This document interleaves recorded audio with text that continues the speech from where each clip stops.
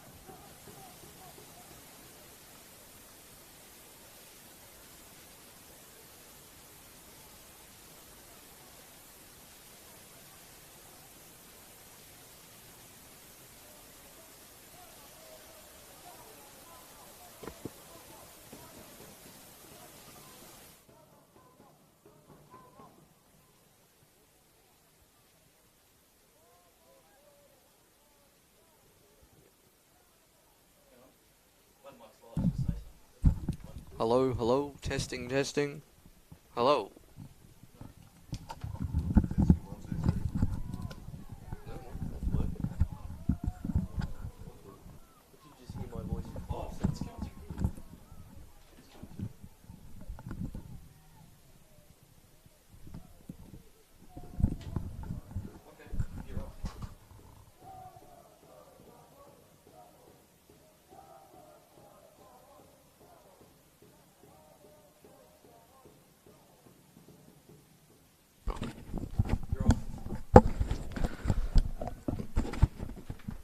And welcome to UTAS Stadium for this Tasmanian v Calder United youth game. Apologies there for the audio issues we've been having this first 13 minutes. I assure you, those of us in the commentary box have been watching along. It is 0-0 and no real shots in anger from either side. Now that we've got audio, we will run through the teams for you, both sides here. We will admit firsthand that our knowledge of Calder United's youth team is relatively minimal. But we will keep that going, and I've been using the tense we here so far in the first 30 seconds. It's not just myself, Paul Hunt, on commentary this afternoon, as we have a very special guest from a John Farnham-esque return to the Slice of Cheese commentary box. It is the one, the only, Andrew Cooling. Cooling, welcome. One last dance, Paul. One last dance. Couldn't resist jumping back on. Little midweek opportunity here to return to the round ball game just for this big doubleheader. And great to see the state team concept back out there. Certainly always something I've been a fan of. And whilst the results haven't been great for Tasmanian state teams when recent women's Victorian teams have come down, we'll be optimistic for a good outcome today. And good to see the youngsters out here fighting away early on. It's been Calder doing the bulk of the attacking throughout the opening 15 minutes, and just might need to sort out the playing out from the back a little is the early impression here for Tassie, Paul.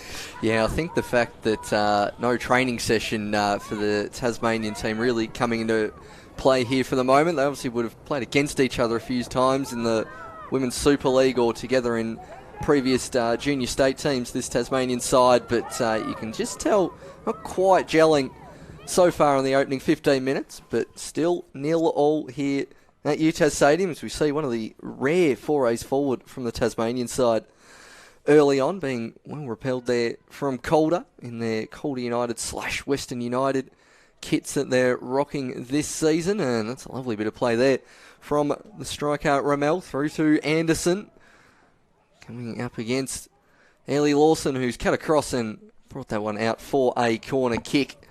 And it is the Tasmanian side, as you mentioned, Andrew, doing the bulk of the defending. It's been all really territory, about 85% down this end in the first 16 minutes, as we'll hopefully run through the teams once we get a next stoppage of play, as the ball's whipped in near post and the bounce nearly falling to Ramel. But George Anderson of the Devonport Strikers coming out to collect that one in goal, laying that one out to Jess McCallum-Smith, who those of you who tuned in on Saturday for the Women's Super League game will be familiar with from Lonnie City. And now, out wide, through ball's just going to fall short to the keeper, who, for team sheet purposes, I really hope turns around to see if that's a 21 or a 31, as they've named two goalkeepers on the team sheet Calder.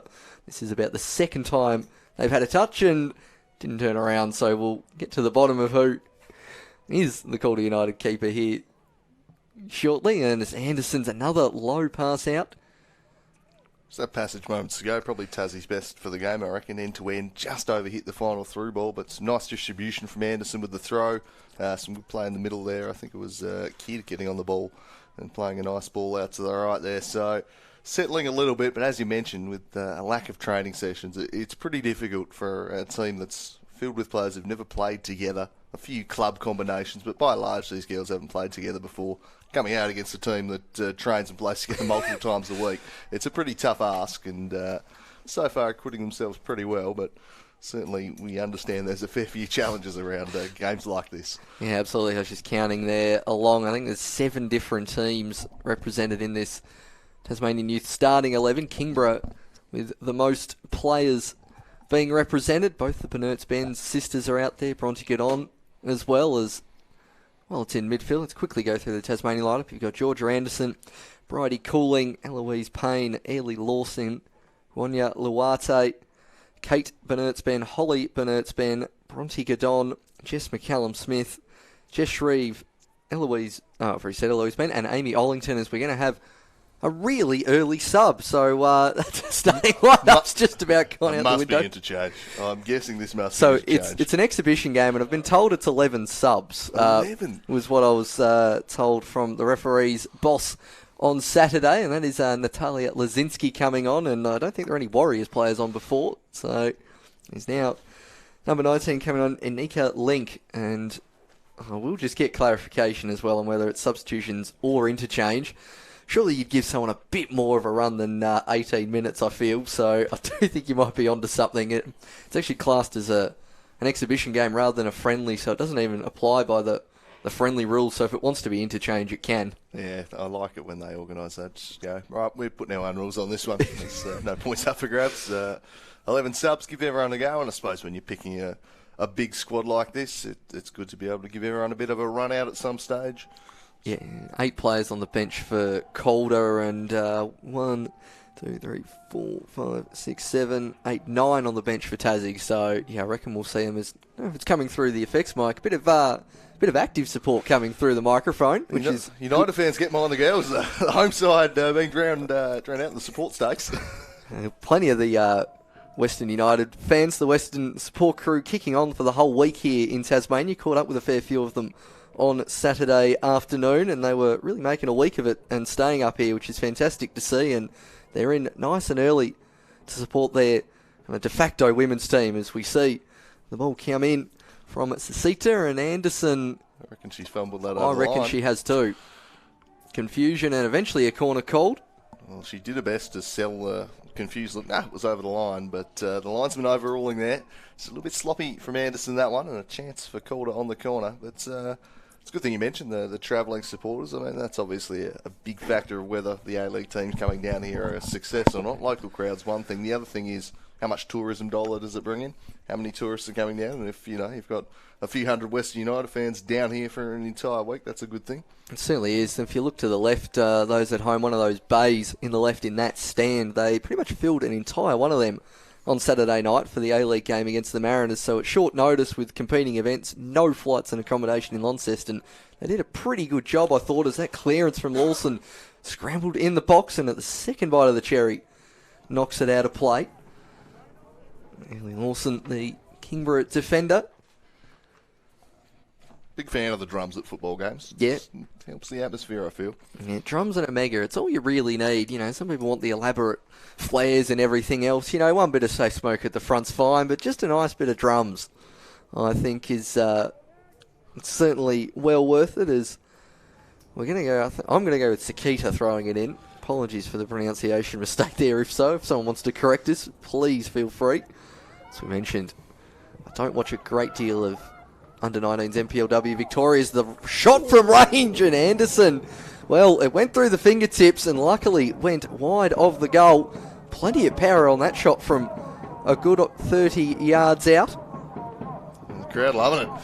Drawing the support there. Cherny just having an absolute blast from range and went straight through the hands of Anderson. Such was the fizz on it. They take this corner short. Played short again by Cherny, just over hit on this occasion. It says it gets really loud in the headphones.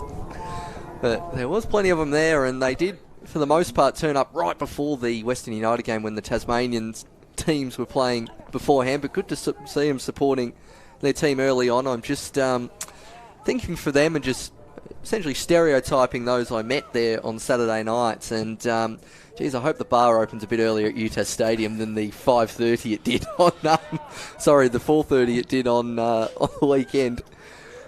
There was plenty of them at the pub across the road while the NPL Tasmania game was on, as Calder United's keeper gets another touch and still doesn't quite turn around for us. Calder now, most of the play coming down this left-hand side of late, mainly through the captain and Cecita as well. Tough day for a Tasmanian attacker, I reckon. They're going to be feeding on some scraps, and just when they get the chance to apply the press, they'll do it. But so far, it's been a lot of running off the ball for no real reward as the ball's been parked down this end of the pitch. That's a clever little throw. Might just invite in And we get down the outside, and Anderson, who's been busy battle up against Bridie Cooling, been a feature of the opening 23 minutes. A lot of one-on-ones early. Yeah, definitely. That was Natalia Lazinski, I think, coming across to clear that one, who was absent in the Women's Super League game for the Warriors against Calder United. Did come out 2-0 winners, but good to see her back in action as the Women's Super League rising star from last year, Bridie Cooling, knocks that one out of play. Throw in towards Rammel. Now Bronte get on. Finally getting a touch of the ball.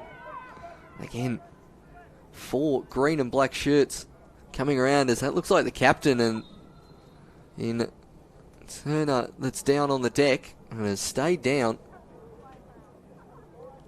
Plenty of teammates rushing over, holding the right ankle.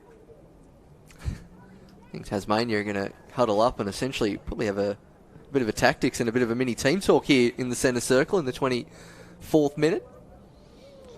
And probably go through the Calder United names as well here, at least starting. It is the captain in turn, Dilla Plaza Sanchez, El Hayek, Grimer, Cower, Matthews, Rammel, Saron, Sasita, Smith and Stella. Anderson is on the field, so one of them isn't. So I've named 12. We're pretty sure still unsure which keeper it is. Crosses in the starting box, pretty tough to get right, to be fair. Yeah, it's a red look. It's for some reason it's almost comforting to know it's Calder that's done this mistake. We see it semi-regularly in Tasmanian football with some games. If we have another replay of this, I won't be terribly offended if I get to watch Tasmanian state team again.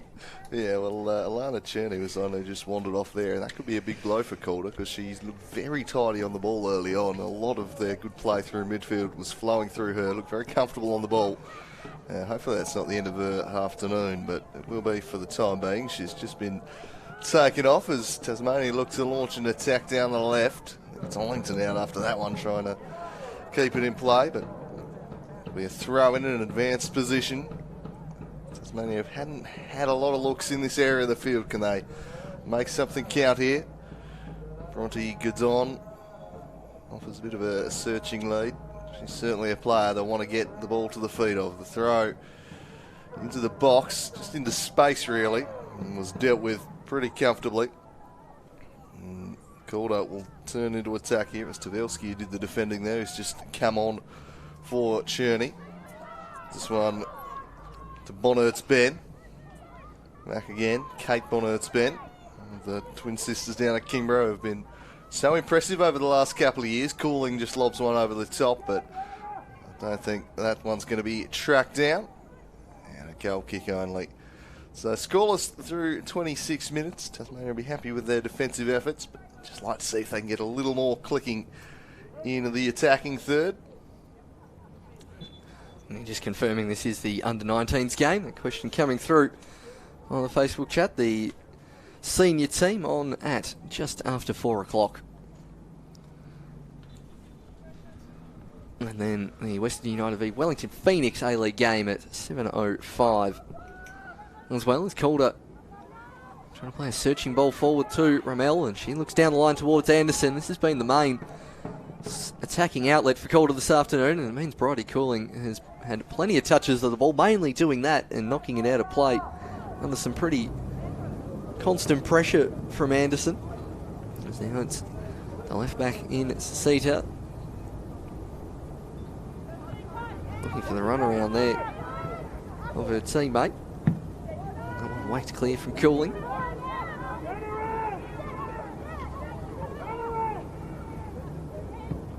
Tassie bench there looking pretty relaxed for the moment. Still going in Sasita, now Rammel. Chip ball forward, that's roughly what they've been doing all game. It's just that on this occasion Anderson was almost in line with the player playing the ball.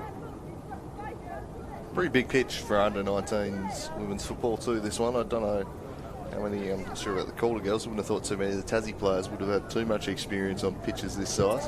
No, it was something the players from Saturday were remarking on too. Pitch is 105 by 68, which is certainly bigger than your Warrior Parks, that's for sure. Yeah. As that should be a foul going the way of Calder. might have gone the way of Tassie there. But yeah, the width, and it was really noticeable in the first 10 minutes of the Calder United Warriors game. Everyone was sort of playing in the square, and then it took them 15 minutes to realise there's another 15 yards on that far side you can run into. So it's certainly one of the bigger pitches. Obviously has to be A-League regulation size, so on the big pitch this afternoon. And when you're in the middle of an oval, no point doing on a small pitch, you go the maximum, I assume. So this one's lobbed into the box. Dangerous looking ball, taken on the turn. Big chance for Calder here, but just blazing wide. I think it was Tavelski. Couldn't quite bring it under a spell in the box there. Anderson slightly caught out for a second, but not to be, and it remains scoreless as we approach the half-hour mark. And this is where they've got themselves into just a little bit of trouble at times this afternoon already, Tasmania. Distribution, they've been picking out a Calder team, are pretty much sweating on them and launching the high press from every goal kick, and it's causing some problems, Paul. Yeah, I certainly think so, and it's a difference in styles. Coach Simon Edwards here this afternoon. You do see this from Kingborough a lot. You don't see it a great deal from Devonport and Ulverston teams the past few years of the Women's Super League. It's something Georgia Anderson does from every single kick out. Obviously they do a fair bit in either of the Northwest teams, but it's not a complete constant. Obviously not used to the movement of her teammates as well, as that's centre-back Cower getting on the ball for one of the few times in this game. Now Bronte get on. Turning and laying it out to Jess McCallum Smith. Can't quite find a teammate. Get on. Come on, charge down. It's all getting very scrappy here in the centre of the park. And Calder continuing to press as Anderson gets it to Rammel. Now Grimer. Calder keeping the ball moving. The centre of the park, it's Matthews. Lovely little flick there from Sasita, trying to find a teammate on the overlapping run. But half hour gone, still 0-0, and maybe I'm just used to Women's Super League game. I'm rarely used to seeing a 0-0 after 30 minutes in the women's game down here. Yeah, fairly high average goals per game in that competition, as defending awkwardly from the ground there was calling. And in the end, the foul has been adjudged, so opportunity for Calder for basically amounts to a slightly shorter corner. Tied up against the line here. See if they can ask some questions. Striding across to take this one is Matthews. Hands on deck at the back for the Tasmanian under-19s. No danger of the wall being too close there. The ref a little bit surprised, I think, telling it to come forward rather than go back, an unusual one. Anyway, swung in, great looking ball and headed home too. It was all too easy, nodded home by Ramel in the middle. Great delivery right through the heart of the Tasmanian defence, and an easy header home. I don't think Simon Edwards will be happy with the defending there, Paul. No, I don't think he'll be happy with numerous aspects of that set-piece defending, but it is Calder United's under-19 team with the first goal of the afternoon. It has been coming, certainly in territory and possession, and it's come from their most likely outlet in Rammel. And Tasmania did well for the first 33 minutes there to keep it at 0-0. It was at the point where I was remarking on how little goals there were, and what do you know, it was about that time. And just pulling up the goal scorer there on the head start is the referee. Could the keeper have come for that one's the other part of the equation, I think, Paul? Nah. No, I probably would have at least had a mind and at least wanted to have a centre-back goal side as well. And that occasion is Cooling in a foot race with Anderson. I tend to agree with that. I'd be blasting the centre-backs if they did that in front of me. Yeah. Can't allow a free header from into the top of the 6-yard box like that. Nah, you definitely can't. And it was, yeah, it obviously compounded by not having the keeper on the line, but I think even where the ball ended up in between, if you put the keeper in the middle of the goal and who's on the post, was probably close to a goal anyway. It would have needed to be a fantastic save from Georgia Anderson in goal. But yeah, I think a few questions being asked in the defence, and it could be two here for Calder's. Rammel with a lovely turn, and the shot on the left foot goes over the top of the bar for a goal kick. Looked very lively, the young Calder striker here this afternoon. Yeah, Anastasia Rommel has certainly shown her class. Looking very lively, good quick feet. Shifted into some space there. Just couldn't quite keep the shot down, but causing plenty of headaches at the back. This is number 28. Anderson just opting to punch this one in the middle. Good ball. Worked out, and Tasmania were looking to build something, but a slightly heavy touch just turned the ball over. Just having trouble building through the middle of the park at the moment, Tasmania. Finding themselves quickly pegged back on the defensive. He's certainly just noticing a couple of fans already walking in on the far side of the ground. It's going to be a long day in the sun if it continues to beam down here at UTAS Stadium, as there's not enough on that pass. That's a lovely slide rule ball towards the far side. Stella cutting in, looking for the goal scorer in Anastasia Rammel, but Anderson this time comfortably behind it. Now, Callum Smith losing out on that far sideline. See the ball down the right-hand side. Probably the first time we've really called the bright yellow wheels of Stella this afternoon.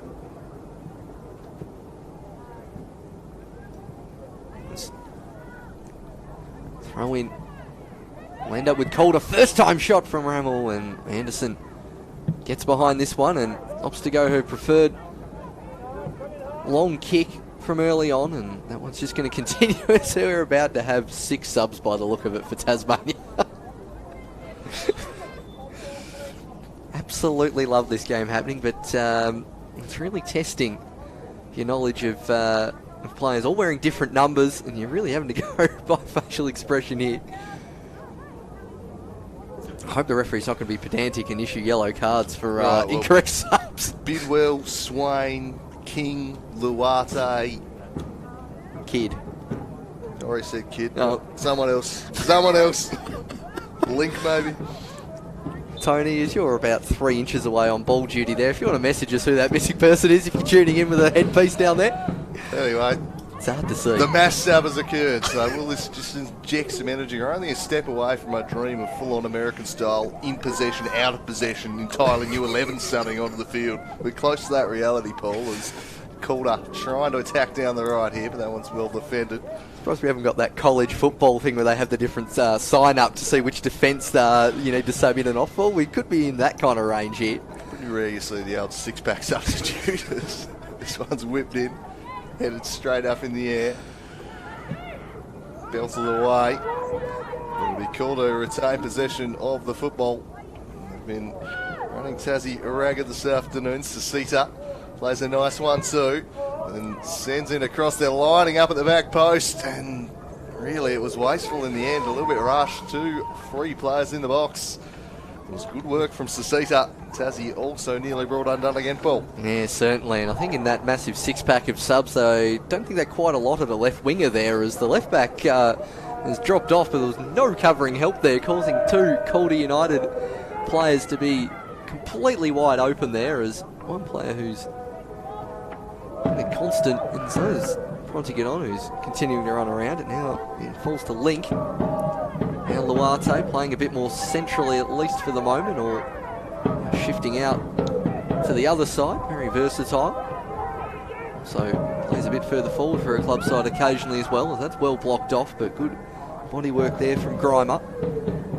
I've seen Grimer get a bit more on the ball since the captain went off with a bit of a knock after about 20 minutes. Really enjoying that drum beat in the background.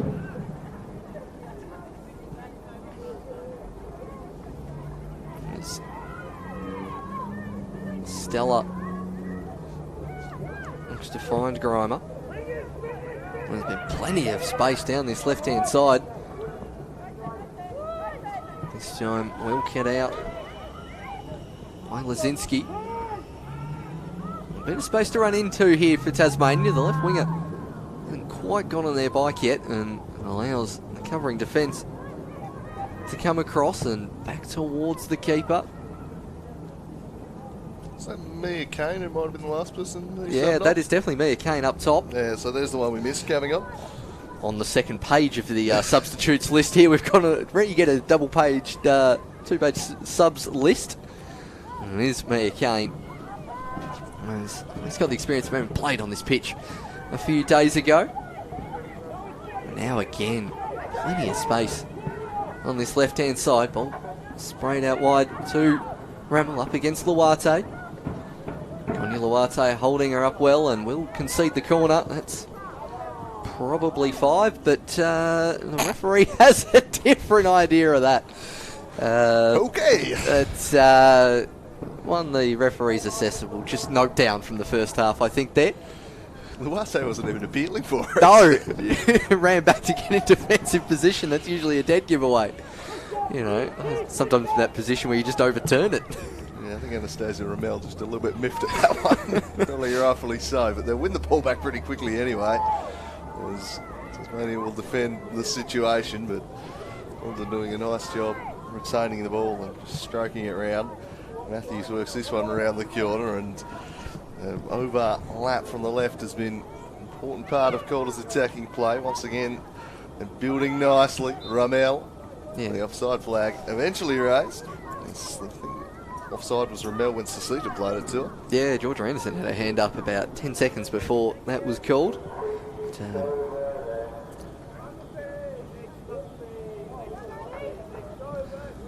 Great banter there from the Western United fans saying, I'm freezing over here. And it's like, guys, it's only 2:30. You're going to be there till 7. I tell you, wait till your Western United A-League boys get out there. Feeling of them. He clearly went there on Saturday night. It wasn't the warmest night either. So clearly one who's flown over in the last couple of days. That ball falls out of play and will allow Tassie a chance to try and build some momentum here. Jess McCallum Smith on throw-in duty and does have a decent throw on her, and it does clear first player, and it'll be cleared out from the Calder United player. It's Evelyn Cowix coming forward from centre back, and she'll have another go at going safety first. Is that number 4 for Tasmania, I see? I think on the left wing there. As Calder now trying to break down this left-hand side, as we have seen for the most part. I think it was 14, Annalie Bidwell. Thank God for that. As now Calder to attack again. Lovely ball towards the far side. Flag stays down for offside and well cleared by Jess McCallum Smith. Cross forward. Now Bronte get on. So Tasmania looking to attack here, I think. So 41 minutes have ticked by. Tasmania trailing to a goal from Ramel. Calder have been well on top throughout the half. Hanging in there, defended pretty well for the most part, but faced increasing pressure. That one never actually go in play. Yeah, I think the wind blew it back out. Wind blew it back in play there. So Tassie will take over. Down the line, trying to get something building through the middle, but again, there's nothing really happening for them. Not done there by Luate, but lost it back. Here's Kane, chipped it over the top, dangerous looking ball, and here's Tasmania's best opening of the game. It's a chance here. Can she drive it home? It's over the line. I think it's an own goal in the end. Who cares how it gets in? Payne drove through, got a shot away. There was a bit of a calamity on the line, but it's over. It's 1-0 ball. It is 1-0. Tasmania's first real attack in anger for the match, and it comes off down at the right-hand side. One of the many substitutes, Maddie Payne, creating good space. There was a decent pocket to aim for on that far side of the net. Bit of a scramble in the box, and eventually, I'm going to call that an own goal off the Western United defender for sure. I think it's kind of kicked it into her own ankle there at some point on the line. It's ended up in the side netting, but it is 1-1, and frankly one of the most surprising 1-1s I think I've seen in quite some time here in Tasmanian football. We'll see if the home side can hold on till half time, but for that last 20 minutes I don't think Tasmania barely got into their own half. As Calder now trying to get the immediate reply. Natalia Lazinski Probably used to the shout of a Jenna Farrow behind her, but this time mopping up as Bronte get on. Tried to find Kane. Now Calder through the yellow wheels of Stella. Kane able to turn past Cower, who's all over the back of her. No foul given there. I thought there was a bit too much of a shirt grab there from the Calder United defender. Well intercepted. Good on, they try that same trick again. This time the defender for Calder just getting a little mixed up with the keeper. There was a little bit of panic setting in there. It was Talevski getting in a bit of a mix-up with their keeper. And the pace of Gonyuluata. It's a smart move there from Simon Edwards. Just noticing the pace difference. Putting her on Ramel, who's showing a good bit of quickness. That time it's out off Ramel and will be a goal kick. Well, just would not go out for Luarte there. Opted to have scored it out and it just kept rolling along the line for her. But she's certainly an athletic defender. It showed tremendous turn of pace to storm back there and take front position against Ramel, who's shown a good turn of pace herself in this one, but just Luarte stormed past her. The position. And eventually the goal kick is, as I think, will be happy to head into the sheds 1-1. Calder victims of a bit of a sucker punch here in the first half. They'll be looking to reassess things. Almost looks like Jess McAllister was starting to time waste there in the corner. I mean, it's the wrong corner you want to do that to, because when you give the throw in, this can happen. And Calder now have it on the edge of the 18-yard box. Shot comes in, well blocked, and now falls to the goal scorer, and Anastasia Ramel, this time off Luarte. It was Holtone there with the shot. And we go to the 45th minute. We do have the fourth officials board up on the sideline. The referee agreeing with it, but not quite giving us the hand signal so we can see how many minutes of stoppage time. You'd think there'd be the usual one. Mind you, we have had a six-pack sub, so you never know, they could make it two. Corner for Calder. I do love a short corner, and it is 3v1. The cross comes in centrally. Well cut out there from Tasmania. It was just Mia Kane leading the line, and this one now through to Anderson. Ramel allowed to turn inside the box. Got a touch after a couple of bounces. Link with the header clear. This time, Calder to get it out through Matthews. Now, whipped into the centre. Another touch for Ramel. And this time, Georgia Anderson dives on the ball. The referee looks at his watch and blows for half-time. And in this under-19s women's game, it is Tasmania 1, Calder United 1. A frankly dominant half for Calder in terms of possession and territory. But on the scoreline, still 1-1. Yep, football is a game of taking your chances, and we saw that there. Some tremendous support coming in for the Calder girls from the Western United fan block, but the locals, they can be content with that. I thought they defended really well under a lot of pressure. The Calder midfield were dominant. The defence were just sweeping up everything, quickly winning the ball back for them, and they did a lot of defending that half, the Tassie girls. And look, Calder had all the play. They didn't really have that many clear-cut opportunities, though, for all their play. Certainly Tassie took the one chance that did fall to them, but I thought the way they defended was pretty impressive. And Calder, for all the possession they've had, can't really argue too much. They should have scored more than the one goal they've got. No, I can think of maybe two more further chances that should have been at least capitalised on, or a better shot on target. But besides that, Tasmania defending resolutely, as we'll be back with you here at UTAS Stadium for the second half in about 13 minutes. And do join us to see how this one finishes up.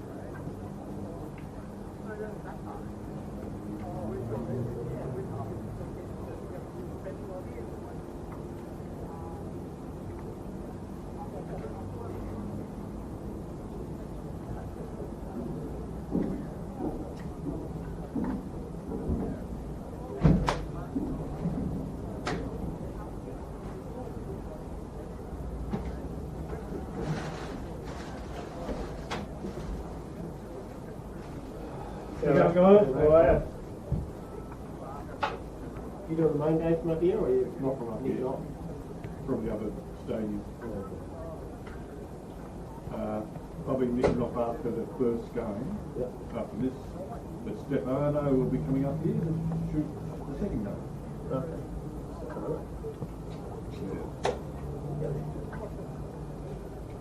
You know? I do.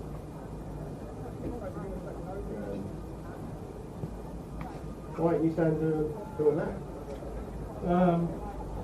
Because I think it's because of set-up time for the main match. Not that I had any problems with the set-up time, even though it was the last minute that they told me about it last time. Yeah. You know, I think Stefano was due to do the boat to begin with, was Rossi to do the boat. That's what he started.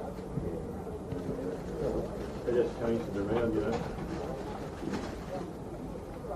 Like they do.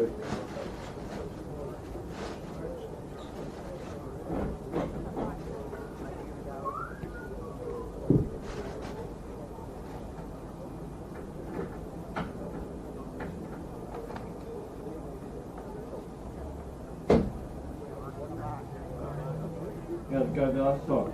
Yeah, right. Well, not too bad. I think it's the first time me and Nick shot A-League. Right.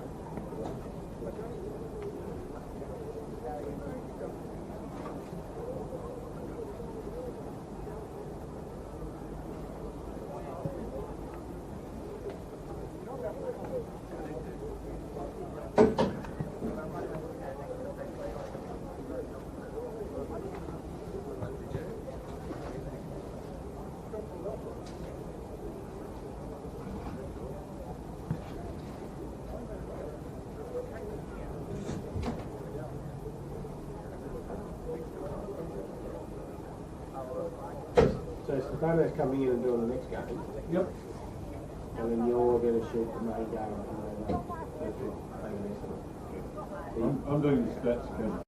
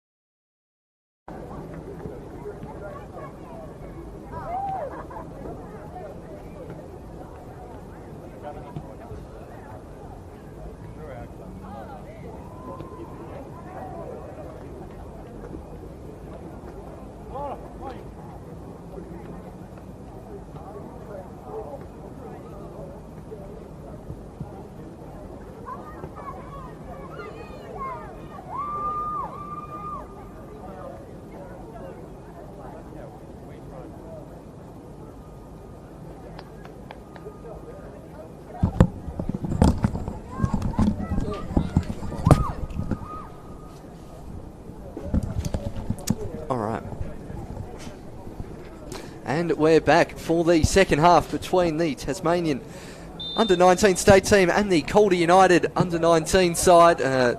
Slightly shorter half-time break than expected, just making up for the 2-minute late start to this match. With such a big day of football here at UTAS Stadium, they're being very diligent on the times here, not what we're used to seeing here in Tasmanian football, but with such illustrious interstate guests, we're making sure we do our best to be on time. And I'd run you through the halftime subs, but there was probably 12, so we're trying to figure them out too. Yeah, it would have been a lot, but yeah, when it comes to the schedule, I feel like Fox Sports has a little more weight than Slice of Cheese did when it comes to get these games kicking off on time, unfortunately.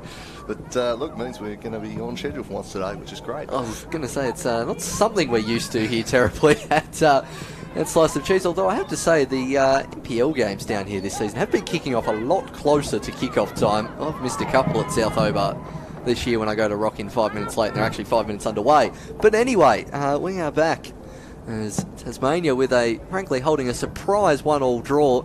Calder, I'm going to guess, a good 75% possession and attacking territory in that first half, but Tasmania with the sucker punch goal in the 42nd minute. Probably going to go down as an own goal to the Calder United defender on the line, but we'll see what happens here in this second half. But good to see the captain for Calder United back in the centre of the park there. Cerner going off injured after about 20 minutes. And now the through ball to the goal scorer in Ramel, who decides to hit it first time, and that's well saved from the Tassie keeper, who manages to get that one down. Amy Coward, I think that is. It doesn't look like Georgia Anderson in goal. As Tasmania now on to break through Ollington. Lovely bit of skill there, trying to play the through ball. Oh, now what could fall to the Tasmanian striker, who he didn't know it was quite behind there, did Eloise Payne. Sorry, Maddie Payne, getting my Eloise's mixed up, my Payne's mixed up there. Missed touch there, couldn't let in Tassie, but now coming out and claiming that one is the goalkeeper in Laura L. Hayek. Almost let in Ollington there. Hayek last that one a lot. All in dispute in the middle, important to win it, but couldn't do so. Grimer won it for Calder.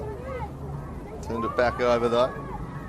They're trying to build, but well intercepted by Cherny, who's made that recovery, and she weaves her way past a couple. Eventually the numbers win out there, and the sky blue for Tasmania. Tone sends it out to the left and then runs onto it. Can Tone find someone? She can't, because Cooling was there to shut that down. And another corner for Calder as the game already falls back into that familiar pattern of the first 45. It's going to be a tough task for the Tasmanians. They're going to be facing a real back-to-the-wall type job here against this Calder side, but we saw them do just that in the first half and square the game up when they did get a chance. So Cherny sends this one along and just overhit it, couldn't quite find Cower there at the back post. It doesn't look like Calder United have actually made too many substitutions at half-time, unlike Tasmania, this being an exhibition game. For those who weren't tuning in earlier, pretty much interchange at the moment. Tasmania with a six-pack of subs in one go at one point. So we'll see plenty of movement on the bench by manager for the day, Simon Edwards. Throw in down the line. I was expecting the striker to have moved over at that point, but hadn't happened, as it's been knocking that out for a throw in.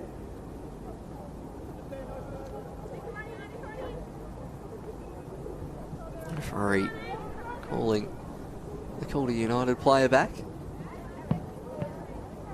No one went over the head of Link for Tasmania. Time to build here for Calder. Sweeping ball played out by Sangus. And I think the keeper should be able to pick that up, as that surely wasn't an intentional back pass there from Cooling. The ball falls harmlessly out of play.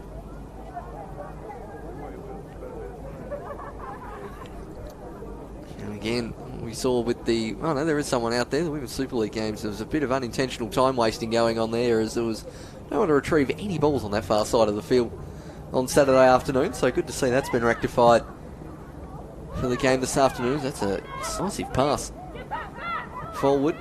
Stella charging this one down, still going to the boxes, Stella, but well cleared there from Link. There's 21 names on our team sheet, no number 4 though. I could have sworn I saw a 4 earlier. Oh, Lordy. Anyway, corner opportunity for Calder United here as they continue to dial up the pressure. It's bent in by Matthews, teasing ball, headed away though. Top of the box, shot was blocked away. Stella there, gets herself into a little bit of trouble, but extracts herself from the situation, then plays it through for Ramel. Ramel has 2 in the box to try and pick out, and she does so successfully. It was a great little ball to Grimer. And then on the rebound, the shot's deflected onto the post. Oh, the defender's leg just getting a slight touch, and that took it onto the woodwork. A close shave there for Tasmania. The captain now launching from range. What a hit. That is outstanding from Cherny. Blasted home from 25 yards. Well, she's recovered from that first half knock. What a goal that is. Oh, what a fantastic goal for the captain. Coming back on in this second half. Just took one look. And it's set up nicely for her. Outside of the right, top corner. Keeper left stranded and called to get an earlier goal here in this second half, and that could see this game be flung wide open. It took him a good half hour to get past the Tasmanian defences.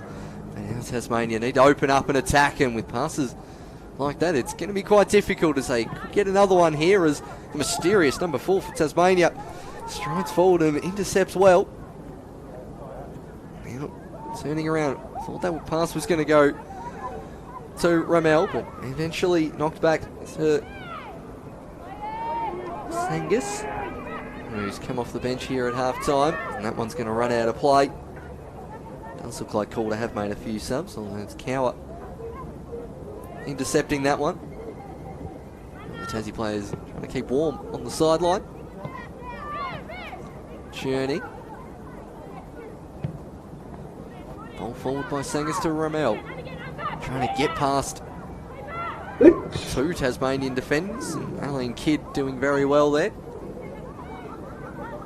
Calder now trying to work their way forward and just not used to having that press from behind in the centre of the park, I think. Will Cherny hit it again. Decides to pass it in the Ramel direction, and a good shout there from the keeper. Davy Count coming out strong. The drop punt forward. I'm sure that was a foul there from Ollington, who's not getting a great deal of service here to commence this second half, as we're going to have the keeper change for Calder. They're electing not to do it at half time, and we'll do it now. El Hayek coming off and Olivia Saron coming off. She's been on the bench for most of the NPL Victoria games so far this season, so probably doesn't quite need as much of a run as El Hayek. We're doing that in the 53rd minute, 54th minute, I Yeah. reckon. Just do it at half time. Yeah, I don't see what that one touch El Hayek's dad in the 8 minutes they've been on in this second half has really done, but you know. Bit of a weird one for me. Looks like Hampton is also going to come on and she'll replace Ramel.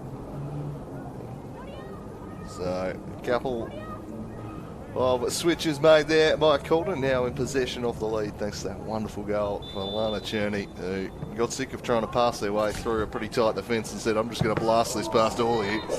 And as you can see, she can kick the ball pretty hard, and there's one handball decision. Yeah, I think that's it. That's whacked Kate Benert's Ben here in the arm there rather than the face. Tell you what, I think if that was a Falcon, I don't think Kate Benert's Ben would be standing currently. That was hit with some venom from Cherny, who's keepers a couple of steps off their line here as well. If Cherny wants to have another hit, instead goes low. I don't think that was the intention. Scuffed it. And Benert's Ben coming out with the ball. Kid not quite getting it out there. It's definitely a 4. Well, I think we should just go with the fact that Big Welsh has had a 1 right in front potentially. I don't think I've seen a 14. If anyone watching at home knows, please let us know. Yes. If that is Annalie Bidwell, number 4 at left back there, please tell us. There's that one. Brought back for the foul and a knock to the back. I believe that's Link.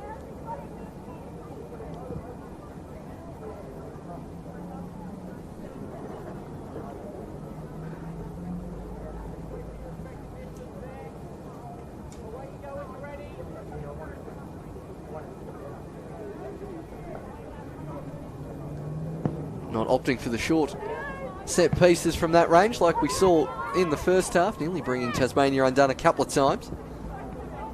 That's better play from Tasmania as Kate Bennett-Ben tries to knock it centrally.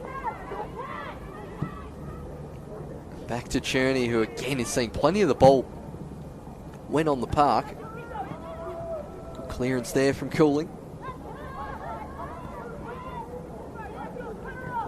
Now having to come across.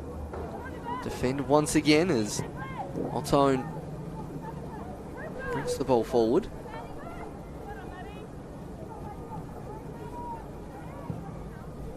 Not as much distance on that clearance, although it does manage to find Ollington with a rare touch for the striker. Bennett-Ben. Cherny once again dispossessing and laying it out wide to Stella. Substitute Habton waiting in the area but can't quite get there. Be out for a corner. So Calder continuing to pile on the pressure here in this Tasmanian defence. No surprise that Calder's probably 15 worst minutes of the game was when Cherny was off there with that injury. Since she's come back on, has just taken charge of the midfield once again. And is just running the show there. Just looks a cut above at the moment, Alana Cherny. And a lot of these young Tasmanian players have come up against too many tougher opposition as they opt to take this corner short. And then swing it to the back post. It was a dangerous ball. Nobody dealt with it. And Otono was lurking dangerously for Calder. Couldn't quite apply the finishing touch. And Amy Coward will breathe a sigh of relief as that one just rolls over the line.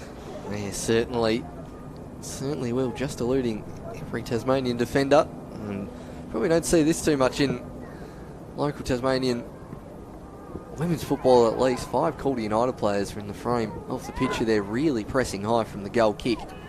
Not making it easy for Tasmania to build up, but now they have a chance here down the right-hand side. That's a lovely ball forward, and Ollington just started their run a smidge early, and the flag has gone up on the far side.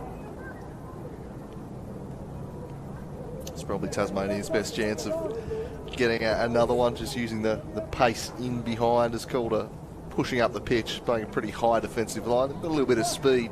They can maybe catch them out with the ball over the top. Certainly not looking like they're going to play through them, so can find a quick way to counter and use the speed of the likes of Ollington. Might be their best hopes of levelling this one, but they've got some more defending to do here as Calder go on the offensive once more, just controlling things nicely, although a slightly loose ball from Stella there should allow Tasmania to get back in attack, and they make something happen here through Kate Bennett-Ben. Pulls the trigger and sends it over the top. There's plenty of space in there, but no one had made the run into that space, and the keeper able to come out and play sweeper. Cherny turns it out to Sangus. Goes down the line. Beautiful ball in terms of keeping it in, but no one has made that run. Eventually it does. It was really well played, but no one made use of it. That was almost, and then it ended up almost the perfect kind of rugby union style kick for touch to pen the team back in their own 10. So a double whammy there for Calder as they'll make another substitution. Pandov coming on. The bright orange wheels. We always like that here at Slice of Cheese. Bright wheels to make it a little easier. Distinguish who as Habton gets a touch, but Stella was offside still from that previous passage of play. And Tassie would be looking here just to get out of their own 18-yard area here for the moment. Alien Kid, a short option, but this one's likely to go long in the Burnett's Bend direction. Cherny leaves that one. Both Tasmanian players essentially caught it between them there to a point. So it looks like Kate's Burnett's Bend's playing a lot higher up here in this second half. Usually see it deployed in central midfield for the Kingborough Lions. It's Kidd. Now Pandov. Lovely slide rule ball. Manages to find a teammate, but straight at the keeper. Was that shot? It was from Otto. Substitute nearly providing the assist with their first touch. Good keeping from Coward, but Calder, I feel they should have done a little bit better with the chances. Cherny gets back on the ball. Forced out wide here. Some good defending. Eventually forces the retreat. After Sangus put a ball in dispute. It was nicely done though by Sasita to work it back to her just when Tasmania looked like they might pounce. Matthews now strokes it back to Cal. In a little bit of trouble is Talevsky, but she was cool and composed and swings it out to the captain, Cherny, who's just going to spin this one in straight to a lean Kid on this occasion though. So they play out from the back. Just taken off the ball was Kate Burnett's Bend. Back on it, Calder through Sasita. She's been very good today for them. Now, just monopolising the football in midfield. Now the Calder girls firmly on top of this one, stroking the ball around nicely. 2-1 lead. The young Tasmanians just unable to get a hold of the football right now, which is going to make it tough to get back into the game. Just playing a little bit of tempo. It's smart from Calder. Just make them chase shadows for a little while, Paul. It's intelligent football. Yeah, just let them... you can see Tasmania dropping deeper and deeper as Cherny now deciding to go for a run. Lovely chip through ball, does go through the legs and falls to Otto. Trying to go around the outside, but Cooling manages to recover well. And you can just see Calder United starting to lure Tasmania a little bit out of their pretty deep defensive line there and looking to pounce pretty quickly. As I was just musing, I haven't seen the fantastically named Olivia De La Plaza Sanchez just yet, which, look, it's been 62 minutes. I hadn't had to say it yet. Sure, we'll come in now looking, well, I thought that was going in the Hampton direction. Tassie. It's the substitutes down in the near sideline, trying to keep warm. Could see another huge substitution being made soon, or interchange, as I should probably start calling it. It's now sitting up. Panned off, but that one's gone well wide of the mark. Calder United, well, the game's certainly being played on their terms, but as we saw in that first half, just holding a 1-0 lead for the majority of that half, and Tasmania just needed one attacking foray to get back on equal terms. So Calder would definitely rather a bit of a nerve-easing second, I feel, or third for the game, as I think that substitution is going to be made. Yeah, it just shows how much bollocks the 2 goals are dangerous worst lead to have in football nonsense is, really. Because I'm pretty sure Calder would bite your hand off for that insurance marker right now. At the moment, one mistake and it's a draw. Just the stupidest cliche in the history of football. Yeah, I think one of the kind of smaller books I've got on my bookshelf does dispel that myth. It's something like 85% is the win rate when you're 2 goals up. As number 12 coming on, Ellie Lawson. Looks like McCallum Smith's jogging over to the far sideline. Bidwell was the other one. Okay, so 4 isn't a Bidwell. I think it's Shreve, our mysterious left back, but I'm not sure. Well, I haven't said Eve Swain's name. I think I saw her earlier. Yeah, but it doesn't look like Eve Swain, which is why I haven't said it. Get your team sheets right, team manager. Who is the team manager? Who is the team sheet? I think it's Deb. Deb, lift. Lift your game, Deborah. So, Calder United. Manager is Deb. Yeah, nah, not good enough, Deb. You're going to lift your game, that.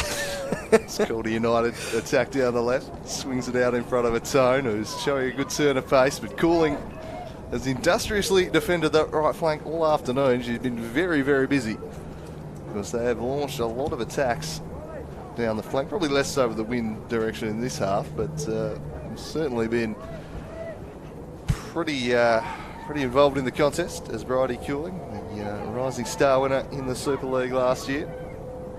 Cherny just sitting in front of her defence and knocking the ball around nicely. And the pressure being put on here. Hampton substitute. She win a corner. She will. So, opportunity.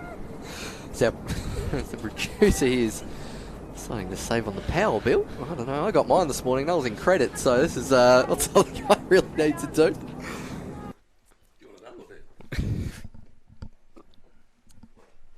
And now the pitch is frozen, which I think is pretty apt. Seeing the cross come in from Matthews. No one making an ear post run, so this one will go towards the far post. Well cleared by the Tasmanian defence. Fall towards Pandev. Now Ottone. Trying to go around the outside, and once again Cooling coming across from right back. And it's been really good to see Bridie Cooling playing against some top level opposition. South Hobart last year did have plenty of defending to do.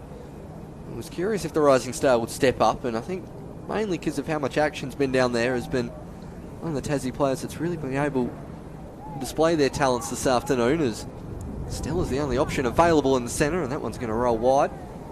And it has been, again, plenty for Calder to do, but the goalkeeper for the second half for Tasmania, and Amy South's had a bit less to do than Georgia Anderson did in that first half. That one intercepted, and Stella trying to get on their bike. Lawson does well to intercept. Now Cherny, scorer of that fantastic second goal.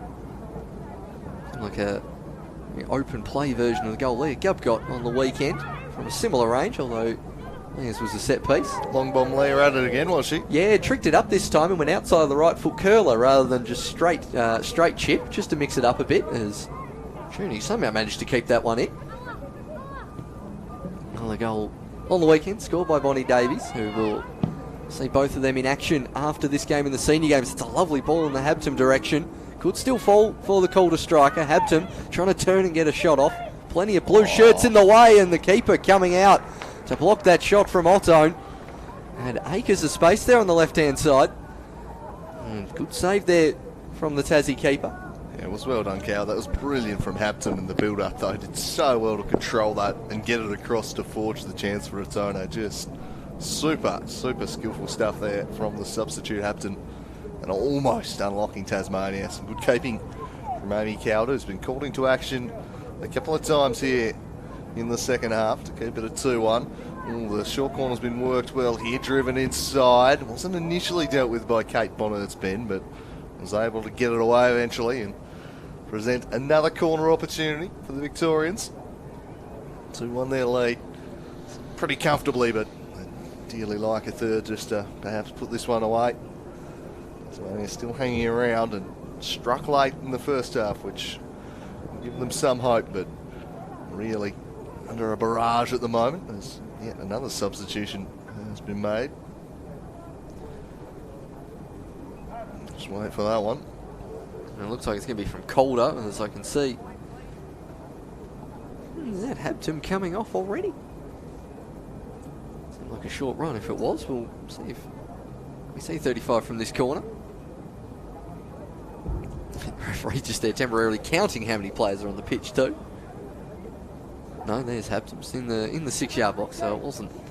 Cherny in a lot of space on the left-hand side of your screen there if they want to work it to her. We've seen her ability to whip a ball in already.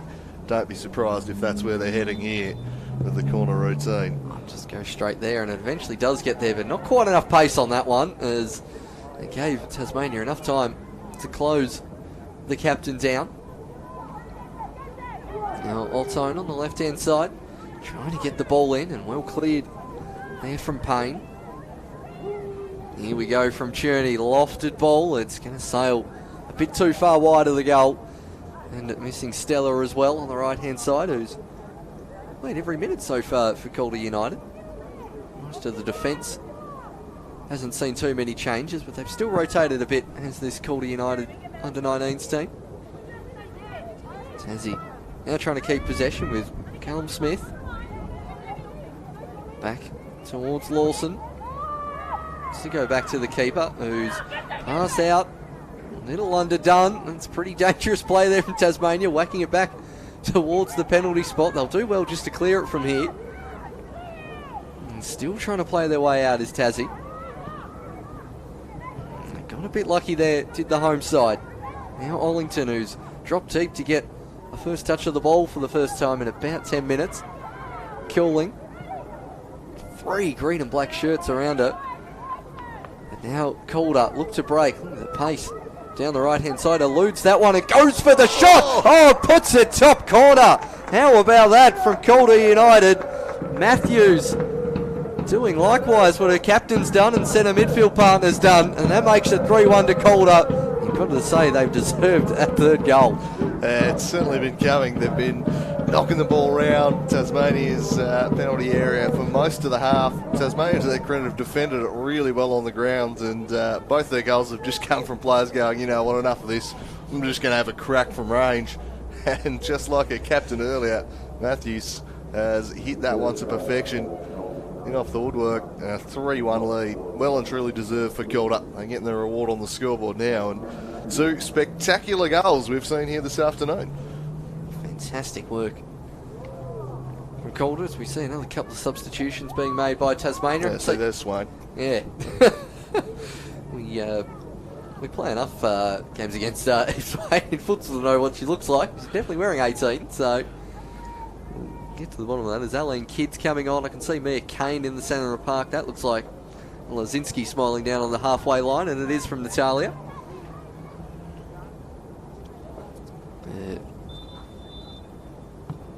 Obviously, Sophie Lazinski would have probably been likely to be part of this Tasmanian senior team coming up after this. Now flying a trade for Adelaide City in the MPLW in South Australia. First name on the team sheet, just about if she was still in the state, I reckon. Sophie Lazinski, what a player she's been over the last few years, and good to see her doing well in Adelaide. Great over there, making the move into state as Lawson turning around Stella nicely. Really, Lawson, the couple of Kingborough games I've seen this year has been very good as well. Mia Kane laying it back to Swain. Calder now going through Stella. Couldn't quite find Beckham. Was Van Ben trying to find McCallum Smith. And Swain. Here comes Cherny. I haven't seen Cherny in any of the highlights video I watched of Calder United's women's team in the lead up to this one, but just with some of those skills and turns and passes, you've got to say she'd have some MPLW experience in Victoria up her sleeve. Just seems a cut above the rest. Yeah, she's looked clearly the class player on the pitch today. Just one of those players where time seems to slow down around them. Just in complete control. It's been a joy to watch here this afternoon. There's a large reason why Calder are up 3-1. Scoring a wonderful goal amongst that. Fortunately recovered from a knock in the first half. Thought the day might have come to a premature end, as this one's won back by Matthews. Only win the ball back though, but going to be quickly forced into another defensive situation. Pulled out with a 2-goal lead in complete control now. Will presumably be content just to knock the ball around amongst themselves, but that one just straight off the side of the boot, now to play. Here's one of the things you notice when you play these interstate oppositions. At least the simple balls rarely go astray. And it's probably the first one that you've classed as a simple ball that hasn't found a teammate here this afternoon, as Lawson shepherds that one out for a throw-in.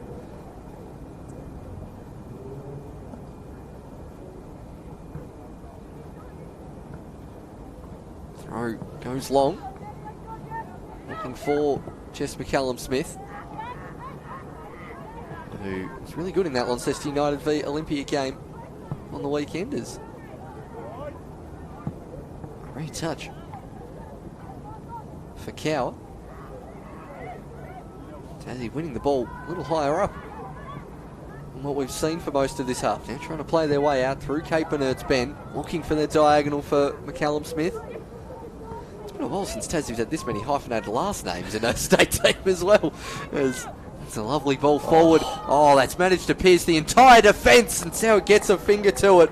And eventually rolls into the back of the net. Sienna Coppola knocking that one home, but the wonderful through ball there from Ottone really made that goal. Yeah, just cut the defence apart there. A tiring defence, a few gaps starting to appear there, but just sliced through. And in the end, well finished there to make it even more, I suppose, emphatic on the scoreboard now. They've got a 3-goal lead. You'd have to say it's probably fair enough on balance of play. They've been pretty dominant here today. Tasmania have defended bravely, but maybe just starting to tire a bit and going to need a big effort to get through these final 15 minutes now. Of course, the opposition seem to be running the game out a little bit better, and they don't want it to get too ugly on the scoreboard. I'd certainly love to challenge them back the other way, but really haven't offered anything this half in an attacking sense, indeed for much of the match.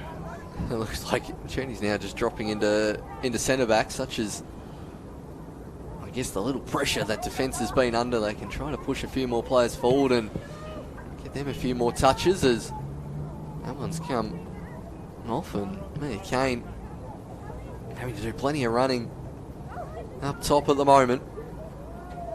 Beckham. Tassie. It's a bit of ball towards Swain. A player around the right-hand side goes centrally towards Kane's. Got McCullum Smith on the left. Just a little bit under hit there from Mia Kane. And she will want a corner here, McCullum Smith, and will not get it from the referee. But that is sort of the first time Tassie have really got even that far up here in this second half. And 4-1. Even potentially slightly underselling the dominance that Calder United have had in this match. It's a pretty good defence, especially in that first half from Tassie. This second half has probably been even more one-way traffic, as that looked out on the near touchline. Yeah, some nice play from our mysterious number 4, who just jumped up into the attack and threaded a ball through the middle of the park to get that attack going. And they've lost it here. I mean, we think it's Shreve, but it has to be Shreve or Wing. Yeah, I thought Shreve, so I'm going to stick with it, given we seem to whittle down the candidates. But it was very nicely done regardless, and should take this throw in as Tasmania inside the final 15, looking to find a consolation goal here. That's a good throw over the top. Gave something for Bidwell to chase after. Quite make it happen. Good chance for Tassie to at least push forward, try and get the defenders up to halfway at this point and at least create some pressure.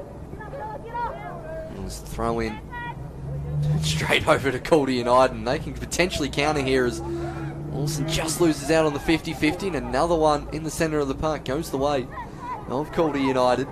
As Matthews back to Cherny, up against McCullum Smith, getting past Kane with comfortable ease. Ball sprayed out. Ottone again trying to connect. This time coming across is Lazinski, doing well to keep that one in. Gets her head up as Natalia Lazinski and finds a teammate. It's Link and Swain in the centre of the park. Calder United, 12 minutes left. Continuing to turn the screws here, as that's great covering defence again. Last dish challenge from Bridie Cooling, who's had to do that a fair bit throughout this 78 minutes. Yeah, been one of the better players for Tasmania. Certainly been tested staunchly this afternoon. So Tony's got some more appropriate footwear on this week than he did on Saturday night, trying to run around on ball duty in some dress shoes. Very slippery occasion out there on the UTAS Stadium pitch. Yeah, not overly recommended for a wet football pitch, I wouldn't have thought. It's called up, trying to find goal number 5 here. And here is the danger woman, captain in Cherny. Looks it across to Sangus. Inside is Stella, but the numbers in sky blue went out. Now, can they spring a counter attack? They won't be able to get anything going there. We'll have a throw in, however. A few willing runners still there, putting in a shift, trying to get something going late, but Calder have just been in complete control here. Besides from that slight lapse in the first half. Or maybe another one here. Well, here's a chance. Can they pounce as they did in the first half? Just had to hold a run here. The flag will surely be raised. And just going far too soon. There was Kane.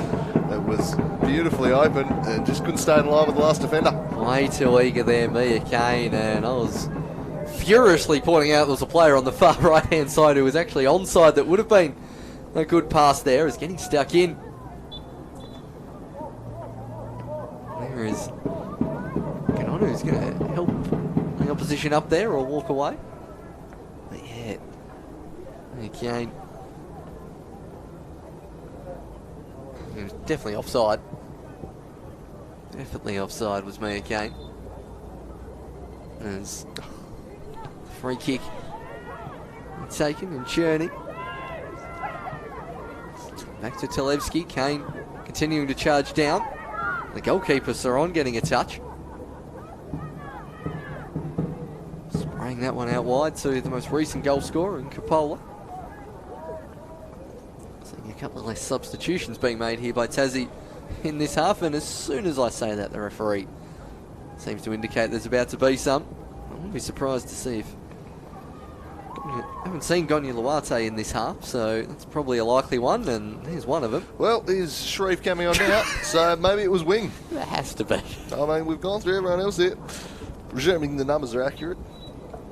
Yeah, I mean, luckily, at least for the most part this season, I've compensated at least most of these players either late last year or this year.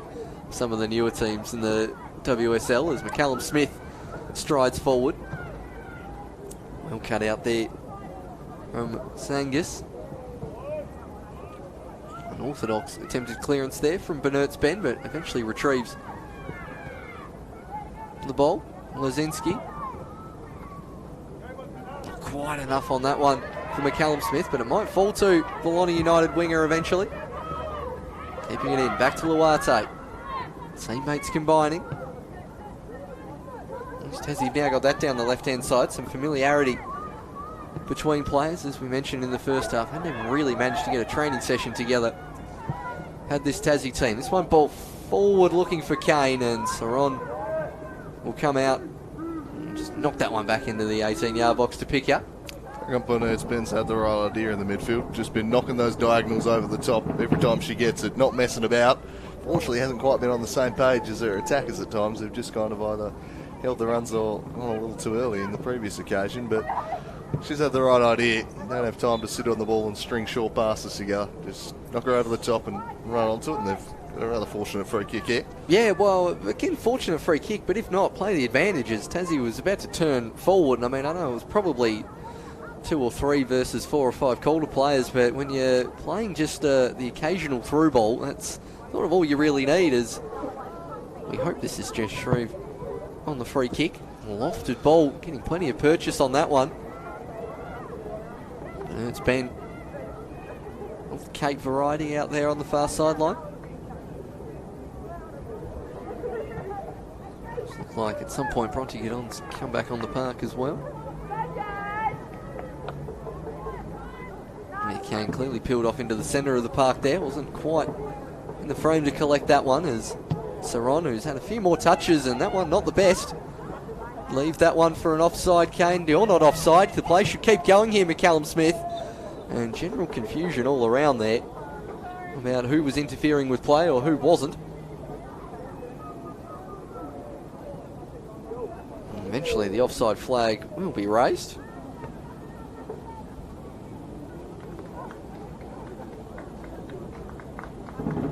Must be another substitution in the offing.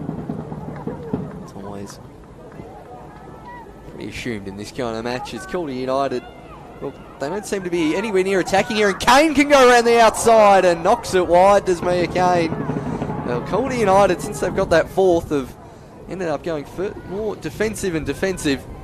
And eventually Mia Kane stealing it off the toe of Talevski and nearly slotting home a second for Tassie. Yeah, just a little casual at the back, and probably should have been pulled back to 4-2 there.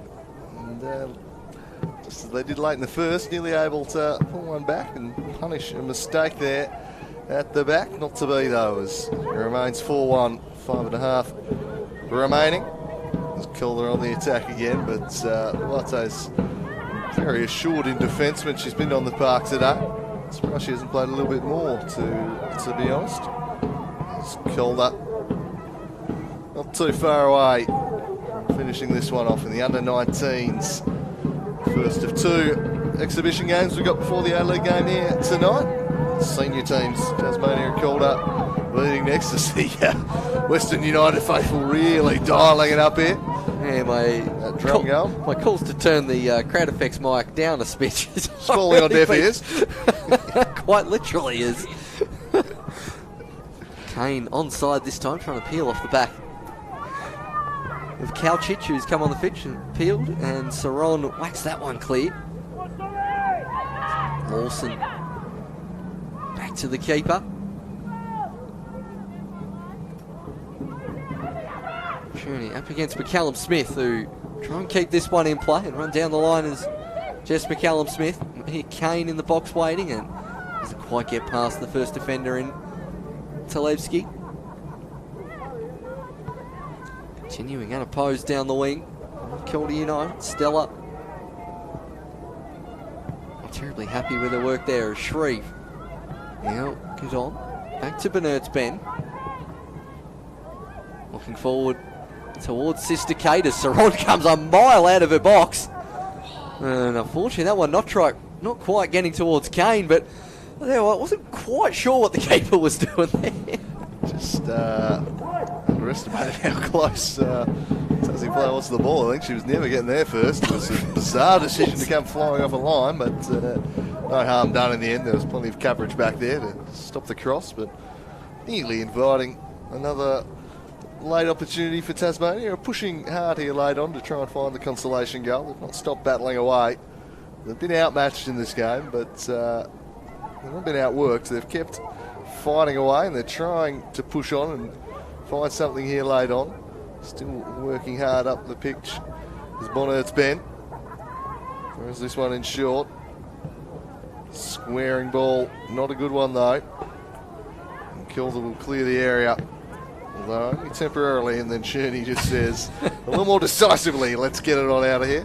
Blast at the length of the pitch.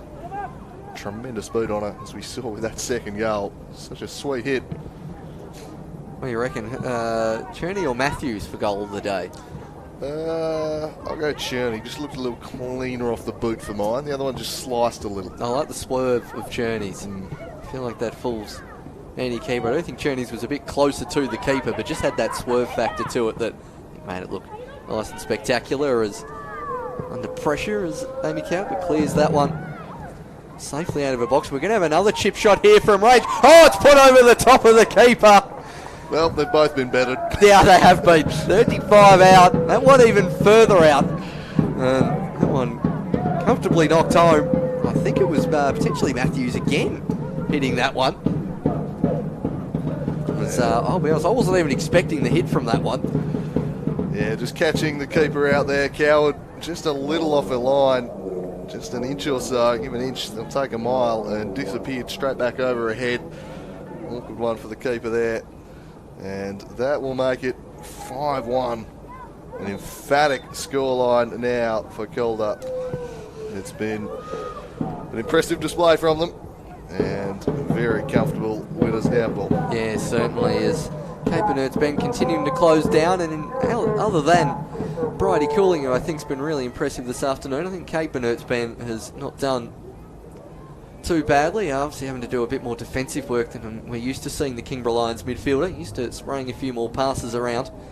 I thought Godon had a pretty good start as well, and McCallum Smith has shown flashes, and you can certainly see why.